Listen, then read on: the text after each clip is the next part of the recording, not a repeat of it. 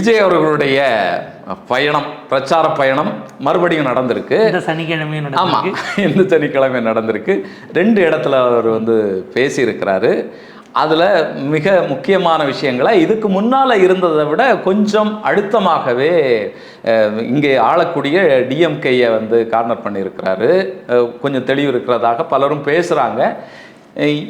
இதில் இருக்கக்கூடிய அரசியலும் இதனுடைய பின்னணியும் இப்போ நடந்துட்டு இருக்கக்கூடிய இந்த பிரச்சாரத்தை நீங்கள் எப்படி பார்க்குறீங்க? இல்லை, விஜய் ஒரு அரசியல்வாதியாக நேற்றைக்கு அந்த சமிக்கைகளை காட்டத் தொடங்கிட்டார் அப்படிங்கிறது தான் நம்ம பார்க்கணும். முதல் வாரம் திருச்சியில் உங்களுக்கு அந்த 6 கிலோமீட்டரு 7 கிலோமீட்டர் 5 மணி நேரம் எடுத்து போனவர் நேற்றைக்கு அதிலிருந்து அப்படியே ரிவர்ஸ் எடுத்தோம்னா திருச்சியிலேருந்து உங்களுக்கு இந்த பக்கம் நாகப்பட்டினம் வரைக்கும் நீங்கள் போகிறீங்க. பட் அதற்கு முன்பான டைம்லேயே உங்களால் போக முடியுது என்றால் கடந்த முறை திட்டமிட்டே அவ்வளோ கூட்டத்தை கூட்டியிருந்தீங்களா, இல்லை வேணுங்கன்னே ரோட் ஷோ நடத்தக்கூடாது நீங்கள் நடத்தி காட்டுறேன்னு பண்ணீங்களான்னு ஒரு கேள்வி இருக்குது. பட் அதை தாண்டி நேற்றைக்கு அந்த முதல் இதிலிருந்து பாடம் கற்றுக்கொண்டோ அவங்க அதை ஆர்கனைஸ் பண்ணி கரெக்டாக கொண்டு போனாங்க. ஏறத்தாழ 2 மணி நேரம் கூடுதலாக போயிருந்தாலும் கூட போன முறை மாதிரி இல்லாமல் அது ஓரளவுக்கு நேர்த்தியாகவே செய்யப்பட்டதாக தான் இருக்குது. அவருடைய உரை தயாரிப்பு அப்படிங்கிறதும் கொஞ்சம் யோசித்து தான் பண்ணியிருக்கிறாங்க. ஏன்னா அந்தந்த லோக்கல் இஷ்யூஸ் அவர் டச் பண்ணுறாருங்கிறது இருக்குது.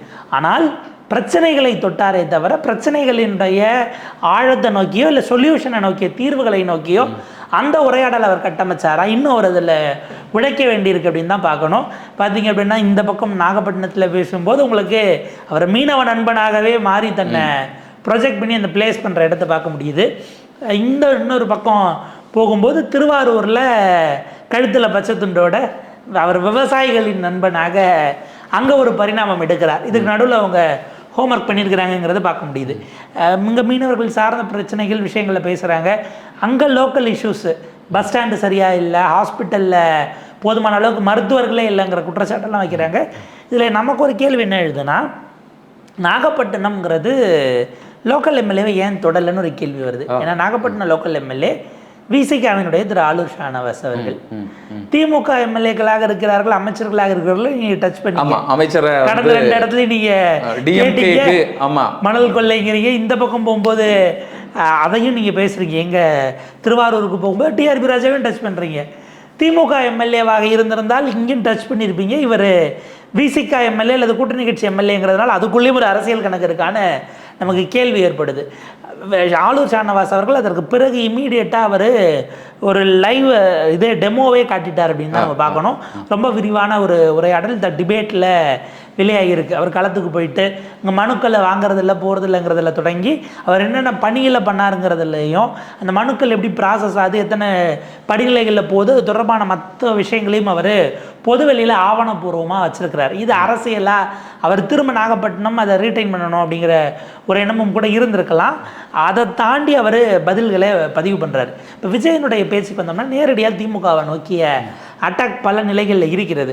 மீனவர்களுக்கு கொடுக்கப்பட்ட திமுகவினுடைய வாக்குறுதிகள் பலவும் இன்னைக்கு வரைக்கும் பரிசீலனையில் இருக்கிறதா தான் இருக்குது. கடந்த தேர்தலில் என்னுடைய நினைவுகள் சரியாக இருக்குமானால் அவங்களுக்கு மானிய விலையில் இதுக்கு போகும்போது அவங்களுக்கான எரிவாயு கொடுக்கறதெல்லாம் அவங்க தேர்தல் அறிக்கையில் நான் பார்த்ததான் ஞாபகம். 2021 தேர்தல் அறிக்கையில் அப்படியான பல வாக்குறுதிகள் கொடுக்கப்பட்டது. இல்லை, இன்னும் இதில் ஒரு தகவல், மத்திய அரசாங்கம் இதுக்கான மானியங்களை படிப்படியாக கட் பண்ணிகிட்டே வராங்க. அதுக்கு மீனவ அமைப்புகள் தொடர்ந்து அதற்கான மனுக்களை, புகார்களை, முயற்சிகளை பண்ணிகிட்ருக்கிறாங்க. அப்போ அவங்க சுட்டி காட்டுறது மத்திய அரசாங்கத்தை தான் சுட்டி காட்டுறாங்க. வழக்கமாக புதுசாக கொடுக்கக்கூடியது எல்லாமே இப்போ இல்லை. புதிதாக போட்டுகள் எடுத்து வள்ளம் எடுத்து பண்ணுவாங்கல்ல, அவங்களுக்கான இதெல்லாமே இப்போ குறைவாக இருக்குது. நிறைய கட் பண்ணுறாங்க. இப்படிப்பட்ட சிக்கல்களும் இருக்கு. என்னன்னா அதை இவங்க கொடுப்பேன்னு சொல்லல, வாங்குறதுக்கு ஒரு மானியத்தை ஒரு குறிப்பிட்ட அளவுக்கு நாங்கள் தமிழ்நாடு அரசு எப்படி சிலிண்டருக்கு 100 ரூபாய் நாங்கள் மானியமாக கொடுத்துருவோம் விலையில் அப்படிங்கிற மாதிரி சொன்னாங்களோ அந்த மாதிரியான சில விஷயங்கள் இருந்தது. அது முழுக்க நிறைவேறப்பட்டதானா இல்லைங்கிறத நம்ம பார்க்க வேண்டியது. பரிசீலனை இருக்குங்கிறாங்க. இன்னொன்று பிரதிநிதித்துவங்கிறது எந்த அளவுக்கு இருக்கிறதுங்கிற கேள்வியும் இருக்குது. பிரதிநிதிகளாக அவங்க காட்டக்கூடியவர்கள் அல்லது மீனவ மக்கள் செறிவாக இருக்கக்கூடிய தொகுதியில் ஜெயிச்சவங்களும் கூட திமுக காரர்களாகத்தான் இருக்கிறார்கள். மீனவர்களின் பிரதிநிதியாக ஒழிக்கலைங்கிற குற்றச்சாட்டு இருக்கு. அது ஒரு பக்கம். இந்த பாலிடிக்ஸை அவர் கரெக்டாக நேற்றைக்கு கையில் எடுத்திருக்கிறார். ஆனால் அந்த மக்களோட அது கனெக்ட் ஆகுமாங்கிறது தான் நமக்கு கேள்வி. ஏற்கனவே இருக்கக்கூடிய கட்சிகள் மீனவர் நலன் சார்ந்து பேசினாங்களே தவிர அது செயல்பாடுகள் என்னவா பரிணாமம் பெற்றதுங்கிறது இருக்கு. ஒரு சீமானை போல் அவர் அங்கே போய் அடுத்து வேற ஒரு டைமென்ஷனில் அவர் எடுக்கிறாரோ அப்படிங்கிறதையும் இல்லை. இதில் எனக்கு ஒரு இது என்னென்னா, ஏற்கனவே நம்ம பேசிகிட்டு இருந்தோம், அங்கே போகும்போது மின்சாரத்தை வந்து கட் பண்ணணும் அப்படின்னு சொல்லி அவருடைய மாவட்ட செயலாளர்களை வந்து மனு கொடுத்துருக்குறாங்க. அப்போது போய் இது நிச்சயமாக தெரியாமல் இருக்காது, விஜய் அவர்களுக்கு தெரியாமல் இருக்காது. ஆனால் டிஎம்கேயை இப்படி அட்டாக் பண்ணுறார். மின்சாரத்தை தடை பண்ணுவீங்களா, இவ்வளோ நேரம் தான் பேசணும்னு சொல்லுவீங்களா, கை நீட்டக்கூடாதுன்னு சொல்லுவீங்களா? அப்போது அவர் ஒரு ட்ராக்கை வந்து பிடிச்சிருக்கிறாரு அப்படிங்கிறது தான் நமக்கு தோணுது. இன்னும் வலிமையாக கூர்மையாக டிஎம்கே வந்து அட்டாக் பண்ணணும் அப்படிங்கிற விஷயத்தில் ரொம்ப தெளிவாக இருக்கிறாரோ அப்படிங்கிறது நமக்கு தோணுது. டிஎம்கேவை அட்டாக் பண்ணுறதுக்கு பல விஷயம் இருக்குது. நீங்கள் இப்படி ஓப்பனாக மாற்ற விஷயத்தில் போயா பண்ணுவீங்கிறது தான் கேள்வி. இன்றைக்கு தமிழ்நாடு அரசினுடைய தகவல் சரிபார்ப்பகம் ஃபேக்ட் செக் பண்ணி போடுறாங்க. அலையாத்தி காடுகள் அதை பராமரிக்க ஒன்றும் பண்ணலங்கிறீங்க, அதுக்கு 2 மடங்காக பராமரிக்கப்பட்டிருக்கிறது, மீட்கப்பட்ட நிலம் அப்படிங்கிற விஷயங்கள் எல்லாம் அவங்க தரவுகளாக எடுத்து வெளியிடுறாங்க. ஒன்று. இரண்டாவது, நீங்கள் பல்கலைக்கழகம் அல்லது கல்லூரிகள் அப்படிங்கிற விஷயத்தை டச் பண்ணுறீங்க அப்படின்னா, ஜெயலலிதா அவர்களுடைய பெயரில் டாக்டர் ஜெயலலிதா மீன்வள பல்கலைக்கழகம்ங்கிறது இயங்கிட்டு. இது ஒருவேளை அலையாத்தி காடுகள் நாகப்பட்டினத்தில் மட்டும் இல்லைன்னு அவர் சொல்ல வராரா, இல்லை அது அந்த கேள்வி அந்த இடத்துல வரும். நீங்கள் அலையாத்தி காடுகள்னு எடுத்தால் ஒரு மாவட்டத்துக்கு நீங்கள் பிரச்சாரம் பண்ணுற மாவட்டத்தை மட்டும் பேச முடியாது. அப்போ மொத்தமாக தான் நீங்கள் பார்க்கணும். நீங்கள் வேளாண்மை, சூழலியல் இதெல்லாம் வரீங்க அப்படின்னா ஒட்டு மொத்தமாக நீங்கள் பிராடர் பெர்ஸ்பெக்டிவ்ல தான். இல்லை இதில் எனக்கு சொல்ல வேண்டிய விஷயம் என்னென்னா, இதில் இந்த அரசியல், இதனுடைய பின்னணி என்ன, இதில் என்னென்ன நடந்துட்டு இருக்கு அப்படிங்கிற விஷயத்தை இன்னும் ஆழமாக வந்து விஜய் அவர்கள் கண்டறியணும், பார்க்கணும். ஏன்னா இது வந்து நீங்கள் கூட்டத்துக்கு போகிறீங்க, இந்தந்த விஷயங்களை பேசுங்கன்னு சொல்லி உதவியாளர்களோ இல்லைன்னா எழுதி கொடுக்குறவங்களோ சொல்கிறத வந்து அவர் இது பண்ணக்கூடாது. கட்சிக்காரங்களே பார்க்க முடியாத நிலையில் இருக்கிற ஒரு தலைவர் பிரதிநிதிகளை எப்படி சந்திப்பாருங்கிற கேள்வி அந்த இடத்துல தான் வரும்.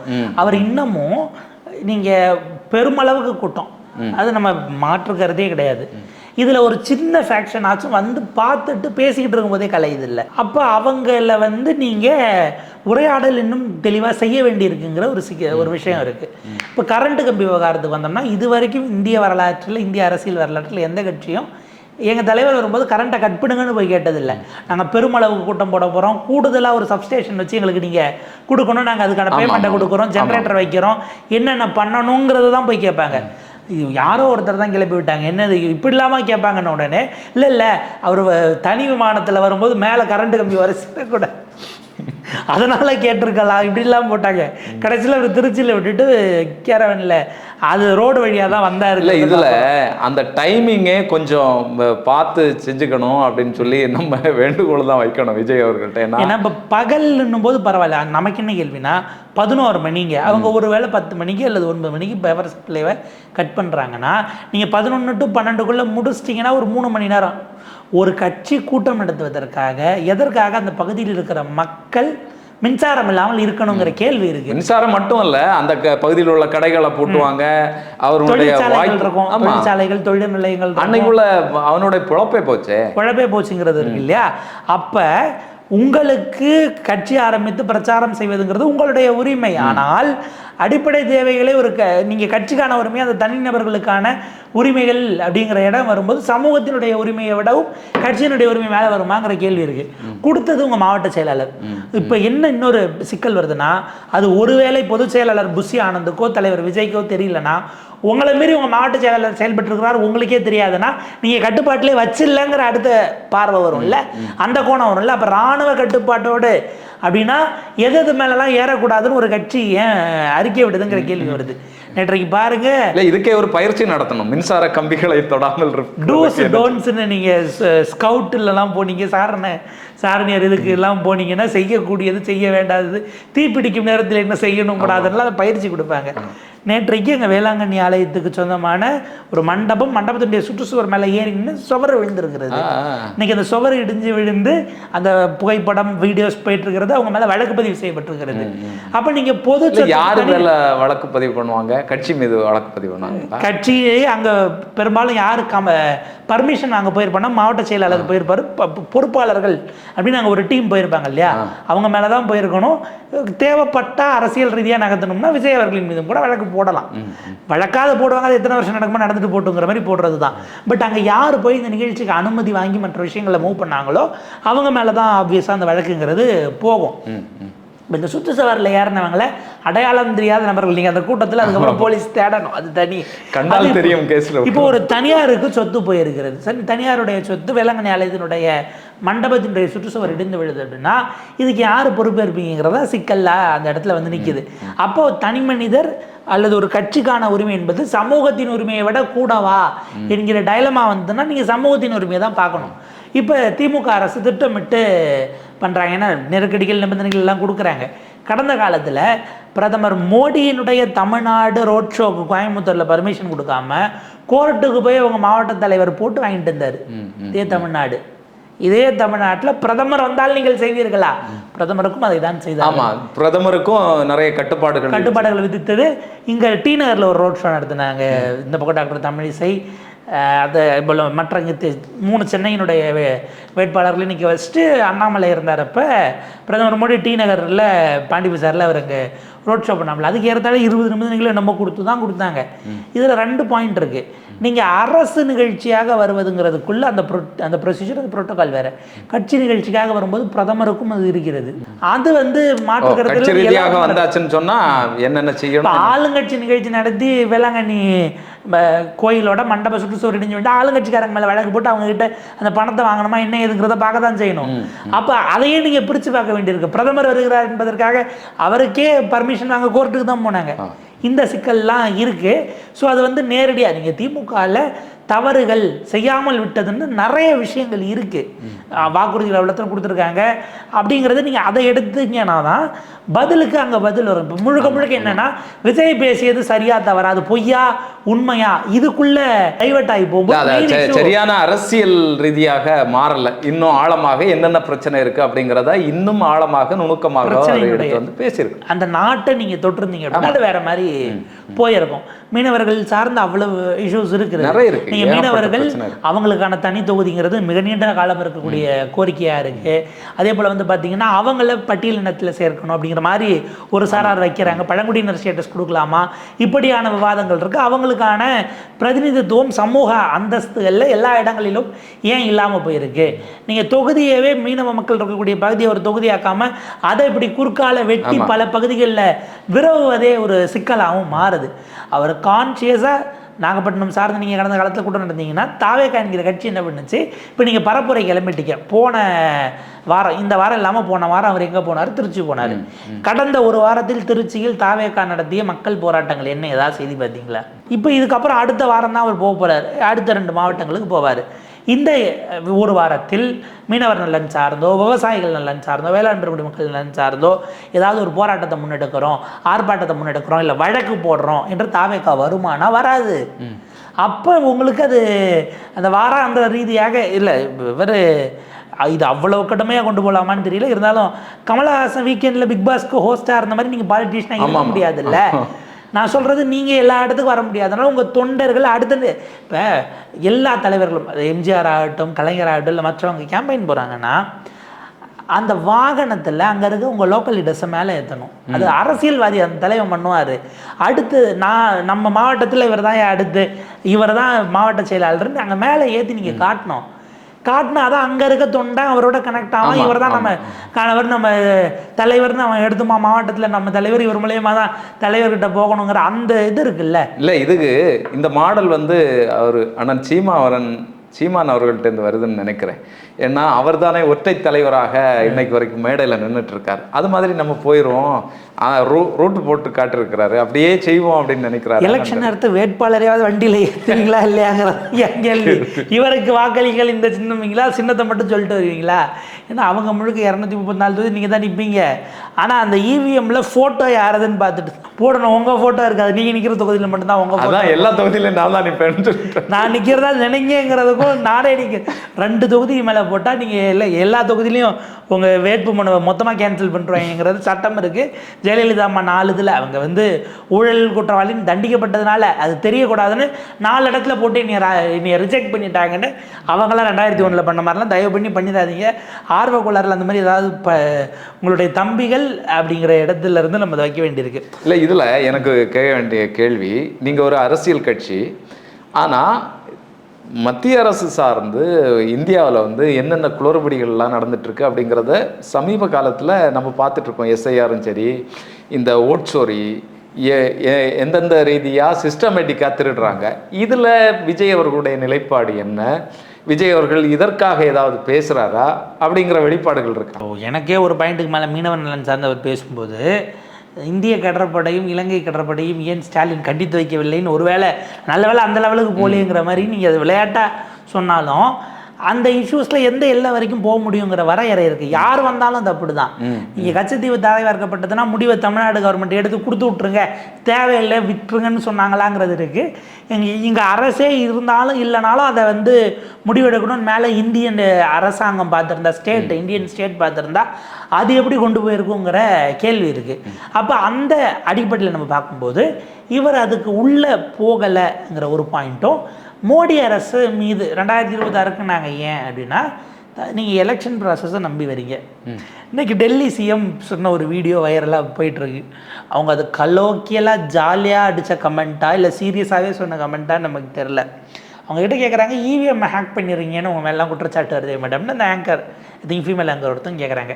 அவங்க டெல்லி சிஎம் பிஜேபி சிஎம் சிரிச்சுக்கிட்டு 70 வருஷமாக அவங்க இது பண்ணப்போ ஒன்றும் தெரில, நாங்கள் இப்போ பண்ண உடனே பிரச்சனை ஆகுதா அப்படின்னு அவங்க சிரிச்சுக்கிட்டே சொல்கிறாங்க. இந்த பிட்டை மட்டும்தான் கட் பண்ணி ஒரு 20 செகண்ட் வீடியோ வைரல் ஆகிட்டு இருக்குன்னு வச்சுக்கோங்களேன். அதுக்கு பிறகு அவங்க சிரிச்சுட்டு அப்படிலாம் இல்லைன்னு கூட சொல்லியிருந்திருக்கலாம். ஆனால் காங்கிரஸ் பண்ணப்போ சிக்கல்ல நாங்கள் பண்ணாதான் சிக்கலா அப்படின்னு அவங்க கேட்குறாங்க இல்லையா? அதை பண்ணிட்டு இருக்கோம் அப்படின்னு சொல்கிற மாதிரி அதை ஒத்துழைதாகவும் அதை நம்ம பார்க்க வேண்டியிருக்கு.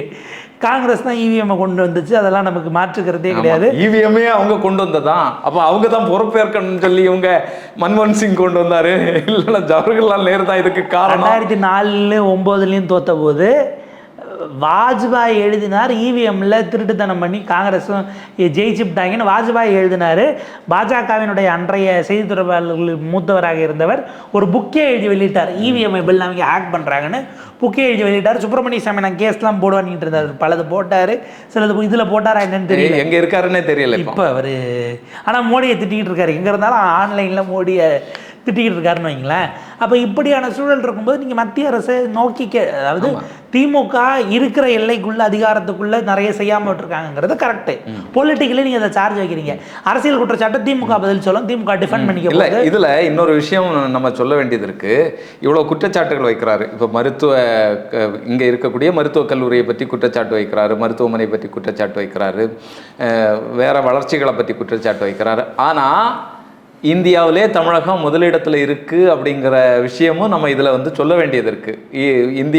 இந்தியா அரசு தமிழகத்துக்கு வழங்க வேண்டிய கல்வி நிதியை வழங்கலை, ஜிஎஸ்டி நிலுவைத் தொகையை வழங்கலை அப்படிங்கிற விஷயத்தையும் நம்ம இதில் பார்க்க வேண்டியது இருக்குது. வக்ஃபில் இடையிட்டாக நீங்கள் போய் மனுவை போட்டது போல் மத்திய அரசு சார்ந்து என்ன நகர்த்தி இருக்கிறீர்கள்ங்கிற கேள்வி நம்ம தாவைக்காவை பார்த்து தான் வைக்கணும். அரசியல் போராட்டத்தை நீங்கள் தனியாக எடுங்க. உங்கள் கொள்கை எதிரிங்க, உங்கள் கொள்கை எதிரி தினசரி ஏதாவது ஒன்று பண்ணிக்கிட்டு இருக்காங்க, தினசரி ஏதாவது ஒன்று பண்ணுறது. நீங்கள் கேட்குறீங்கல்ல, மோடியோ ஆர்எஸ்எஸ் தலைவரோ வந்தால் நீங்கள் நிறுத்துருவீங்களா சிஎம் சார்னு கேட்குறீங்கல்ல.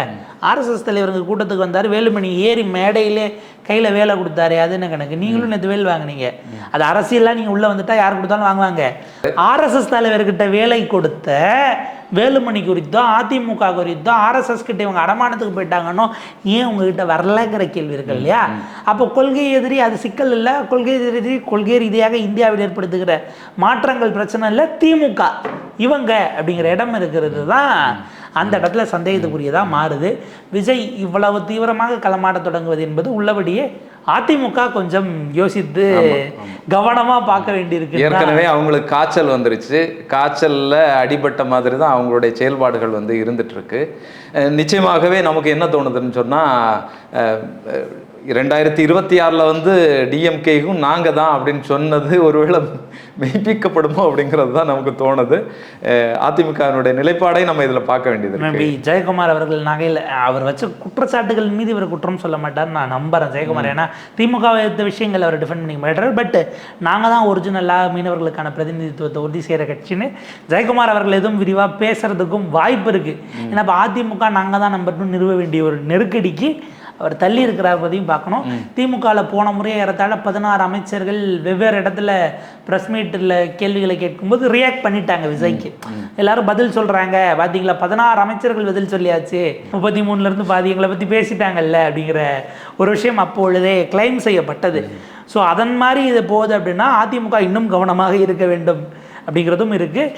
அரசியல்வாதியாக அவர் அடுத்த படியில் போயிருக்கிறாரு. அது மக்கள் நலன் சார்ந்த அந்த அரசியல் இருக்க போகிறதா, எந்த அளவுக்கு பிரதிநிதிகளை நீங்கள் சந்திக்க போகிறீங்க, இப்படியான பல கேள்விகள் சவால்கள் அவர் முன்னால் இருக்கிறது. எப்படி பண்ணுறாருன்னு நம்ம பொறுத்து வந்து